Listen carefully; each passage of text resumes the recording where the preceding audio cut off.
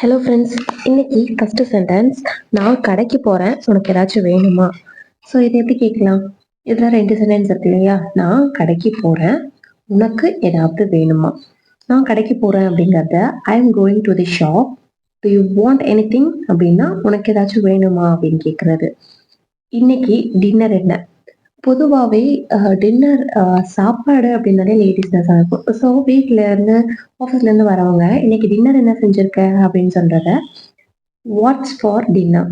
Watts for dinner அப்படின்னா டின்னருக்கு என்ன அப்படின்னு கேட்குறது.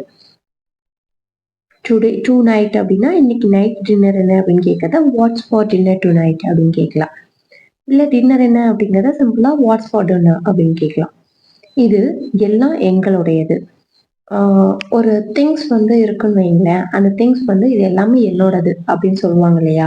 அத ஆல் ஆஃப் திஸ் அப்படின்னா இது எல்லாம் இஸ் அவர்ஸ், இது எங்களுடையது அப்படின்னு சொல்றத all of this is ours அப்படின்னு சொல்லலாம். இஸ் அவர்ஸ் அப்படின்னா இது என்னோடது அப்படின்னு சொல்றது, எங்களுது அப்படின்னு சொல்றது. ஆல் ஆஃப் திஸ்னா இது எல்லாம். புரிஞ்சுதுங்களா? ஸோ இனிமே யாராச்சும் இதெல்லாம் எங்களுது அப்படின்னு சொல்றத all of this is ours அப்படின்னு சொல்லுங்க. நம்ம யாரை மறந்தோம்? ஒரு ரிலேட்டிவ்ஸ் இருக்காங்கன்னு வைங்களேன், ஒரு அக்கேஷன்ல தான் ரிலேட்டிவ்ஸை மீட் பண்ணுவோம். ஸோ அப்போ எல்லாம் எங்களை மறந்துட்டீங்க அப்படின்னு சொல்லுவாங்க. நாம யாரை மறந்தோம் அப்படின்னு நம்ம டவுட்டா கேட்போம் இல்லையா? அத whom did we forget அப்படின்னா, டிட் அப்படின்னா பாஸ்ட் இல்லையா? ஸோ மறந்தோம்.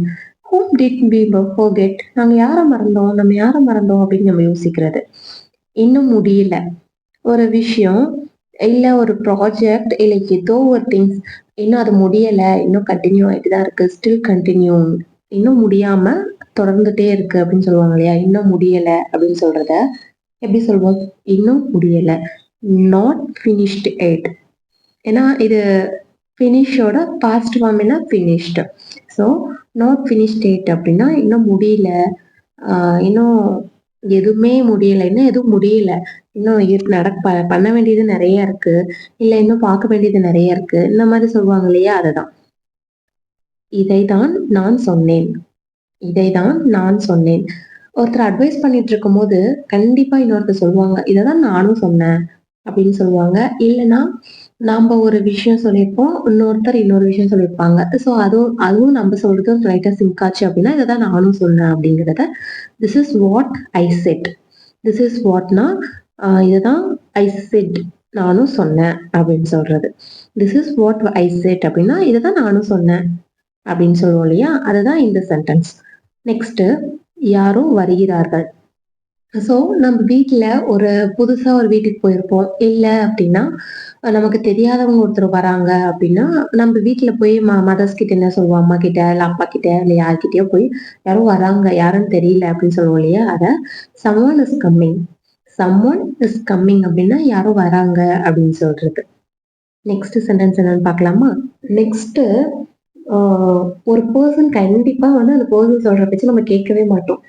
ஸோ அப்போ அவன் என் பேச்சை கேட்கறது இல்லை அப்படின்னு சொல்லுவாங்க இல்லையா? அவன் என் பேச்சு எங்க கேட்கறான், அவன் என் பேச்செல்லாம் கேட்கறதே இல்லை அப்படின்னு சொல்றத he never listens to me.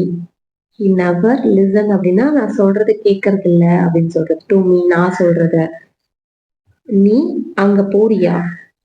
ஒருத்தர் வந்து ஒரு ஃபங்க்ஷனுக்கு இன்வைட் பண்ணிருக்காங்கன்னு வைங்களேன், 2 வீட்டுக்கும் இன்வைட் பண்ணிருக்காங்க. ஒருத்தர் வந்து அந்த ஃபங்க்ஷன் போறாங்க, இன்னொருத்தர் டவுட்ல இருக்காங்க அப்படின்னா அவங்க இவங்க கிட்ட நீ அங்க போறியா அப்படின்னு கேட்பாங்க இல்லையா? அத do you go there, do you go there அப்படின்னா நீ அங்க போறியா அப்படின்னு கேட்போம் இல்லையா?